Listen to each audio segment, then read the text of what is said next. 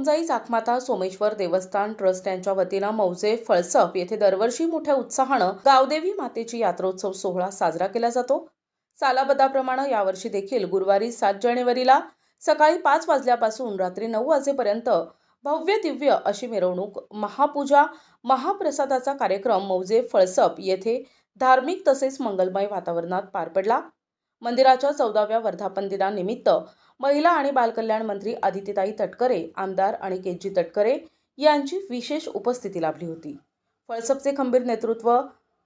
सन्माननीय प्रमुख विश्वस्त चेअरमन भास्कर शंकर विचारे उर्फ दाजी यांच्या नेतृत्वाखाली आणि सहकार्यानं भास्कर काशीनाथ विचारे उर्फ बापू यांच्या मार्गदर्शनाखाली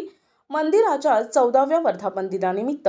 विद्यार्थी, पोलीस आणि वीजतंत्री यांना सायकल वाटप महिला आणि बालकल्याण मंत्री आदितीताई तटकरे, आमदार अनिकेतजी तटकरे यांच्या हस्ते करण्यात आल्या। शेकडो भाविकांनी आई सोमजाई मातेचा आशीर्वाद घेतला। NTV न्यूज मराठी च्या हद्दीत या गावामध्ये जसं मी आपल्याला मगाशी म्हटलं की आम्ही एक आदर्श गाव हे तयार करण्याचा आमचा प्रामाणिकपणे हा प्रयत्न चालू आहे आणि पुढच्या कालावधीमध्ये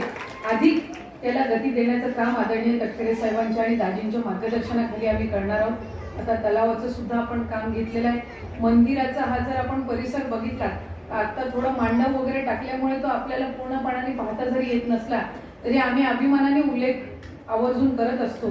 की कोकणातल्या मंदिरामध्ये दर्शन घेणाऱ्या भाविकांची संख्या मोठ्या प्रमाणात आहे आणि लांबून जर दुरून हा परिसर कोणी बघितला तर निश्चितपणाने कोकणाला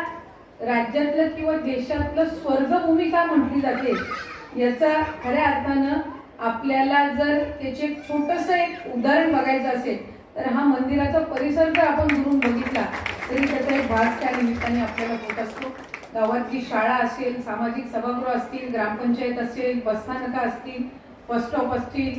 सगळ्या बाबींमध्ये अतिशय बारकाईने काम करण्याचं एक उद्दिष्ट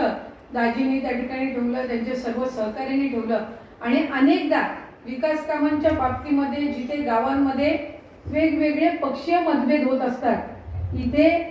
सगळेच मिळून एक प्रयत्न करत असतो की जिथं गावाचा विकास आहे, जिथं आपल्या देवस्थानाचा विकास आहे तिथं अजिबात ही राजकारण न आणण्याची भूमिका ही त्या ठिकाणी सगळ्यांनी घेतलेली आहे आणि पुढच्या कालावधीमध्ये गाव अधिक विकसित आणि खऱ्या अर्थानं आदर्श करण्याचा आम्ही